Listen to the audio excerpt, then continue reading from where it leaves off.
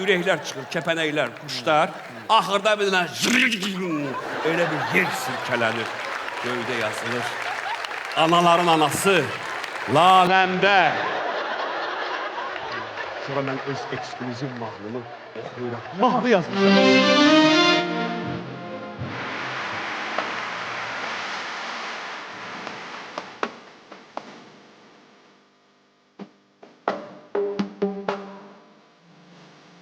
Yavaş, yavaş.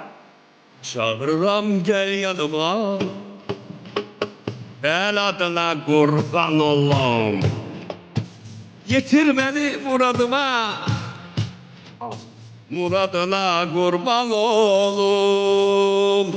Çağırıram gel yanıma, gel adına kurban olum.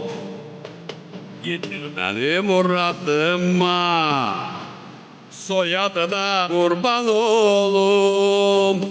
Hem göyde sen hem yerde sen, İçi bende yürekte sen. Bir behtimi herlene sen, kaynanama kurban olum. İşte atıp bir tek gitsen, beni yetim sen edersen, bunu da sen bilmelisin. Kurbanına kurban olup İşte atıp birden gitsen, beni yetim sen edersen, bunu da sen bilmelisin. Kurbanına kurban olup.